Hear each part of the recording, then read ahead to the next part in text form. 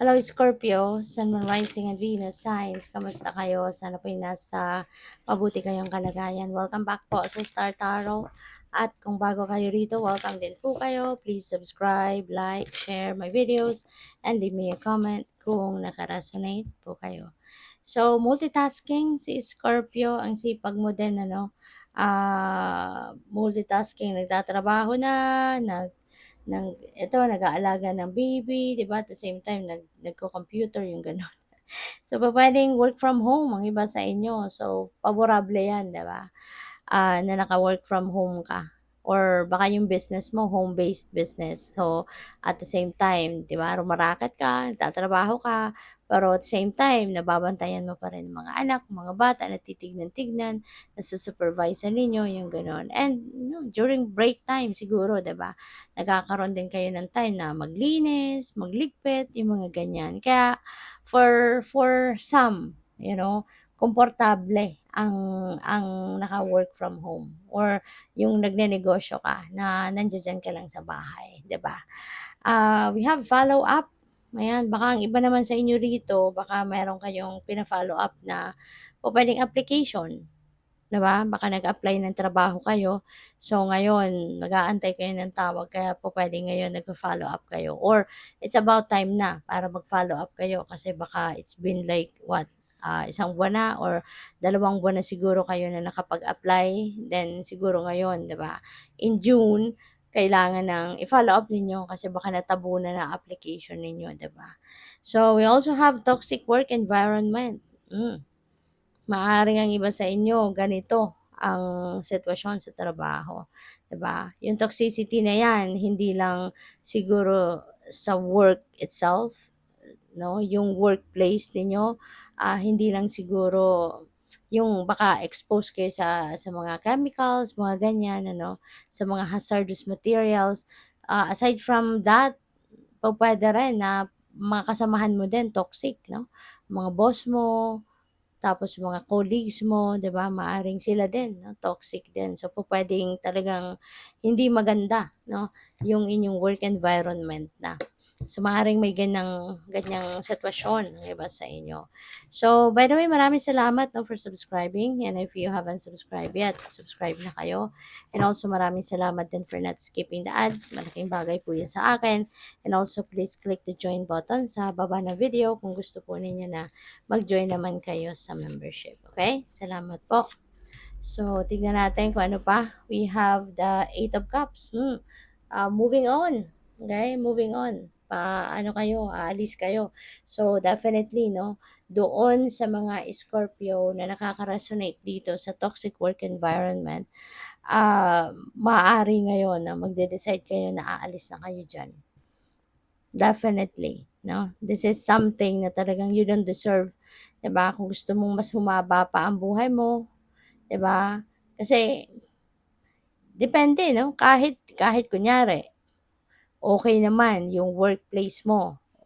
Okay naman, malinis, maganda, maliwalas, as in, luxurious. Pero kung ang mga kasama mo, mga colleagues mo, manager mo, sila yung toxic, 'di ba? May stress ka lang, 'no? May stress ka lang.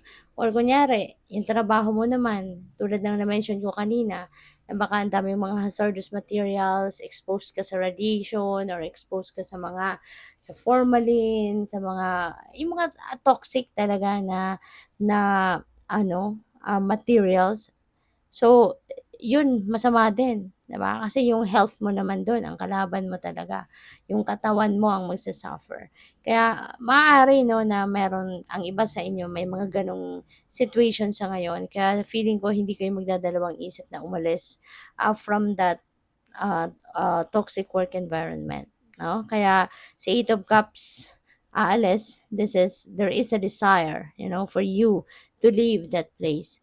Kasi alam mo naman na talagang kahit saan mo tignan hindi makakabuti sa'yo, 'no, sa kalusugan mo, sa mental health mo, 'di ba? Kaya 'wag ka na talagang magdalawang isip, maghanap ka na ng ibang, mapagtatrabahuan or mapagkakakitaan.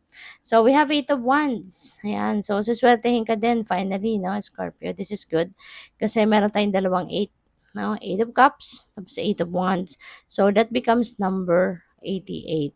Diba? At ang number 8 resonates with material and financial success, abundance, no? Kaya, tas doble pa siya. So, doble yung abundance mo, doble yung material success mo, 'di ba? So, maaari, no, na kung saan ka patungo kasi moving on ka na, moving forward ka, 'di ba? So, kung saan ka man papunta, maybe that is where you're going to experience that material success and material abundance, you know? At hindi malayo mangyari kasi sa Eight of Wands merong opportunity, merong hatid na opportunity. This signifies um, job opportunity, career opportunity, marami ding good news dito. So, kung merong na kayong in-apply ang ibang trabaho, maaari, no, na matawagan na kayo. Or baka nga, magpipirma na kayo ng job offer, no? So, pwedeng ganon.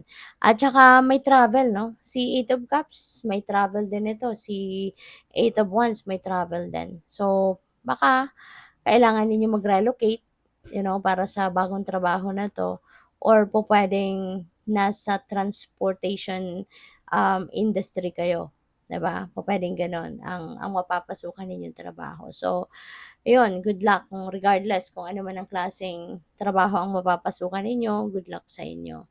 So, we have the Six of Wands. See, finally, you're going to succeed, 'di ba?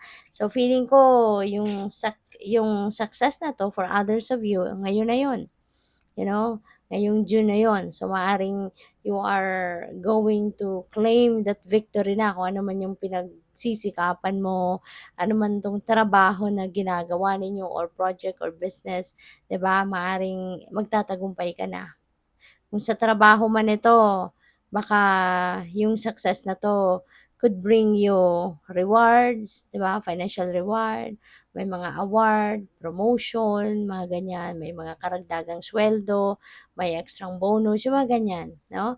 Or pupuwede rin na for others of you kung saan kayo papunta because some of you, 'di ba, na may ganitong sitwasyon, moving forward, so maybe magsisimula ng bagong trabaho somewhere else. So, baka, 'no, kung saan ka man papunta, doon mo na mahahanap yung tagumpay mo. Doon mo na makukuha yung triumph na maaaring gusto mo rin na ma-achieve, 'no? So, we have Queen of Pentacles, ayan, maraming pera talaga dadating sa'yo, Scorpio. So, maaari talaga na ang trabaho mo, 'no, yung bagong papasukan mo for some of you, maaaring dun ka talaga magkakapera, 'no? Or pupuwedeng yung papasukan mo kasi talagang merong magagandang inihahain sa'yo, 'no? Magandang benefits, malaking sahod, 'di ba? Baka meron kayong mga ano pa, profit sharing, yung mga gano'ng klaseng benepisyo 'no, na periodically may nare-receive kayong ekstrang pera na hindi hindi kasama sa suweldo ninyo, 'di ba?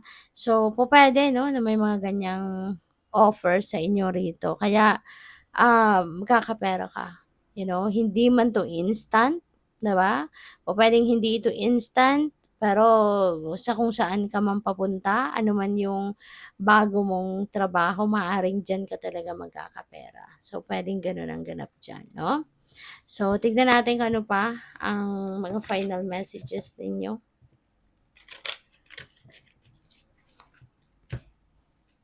So, we have civil servant, ayan. So, pupuwedeng ang iba sa inyo politiko, 'di ba? Or pupuwedeng, ayan, baka kayo yung administrative officer, baka kayo yung public administrator, mga ganyan. Or yeah, you are a public official. So, puwedeng gano'n ang sitwasyon ng iba sa inyo. Or maaari 'no, na baka empleyado kayo ng isang civil servant, 'di ba? Baka you are employed 'no, sa office ng isang, public official. Volunteer, ayan. So, this is really beautiful kasi, despite 'no, sa kabisihan ninyo, dito nga nagmu-multitask kayo, pero nakakakuha pa rin kayo 'no, ng time para kayo ay tumulong, magserbisyo 'di ba, mag-offer ng inyong service sa siguro eto, sa mga animal shelters, mga ganyan, 'no? So, maaaring dun kayo nagvo-volunteer. So, good luck. Thank you for watching. Love and light. Namaste.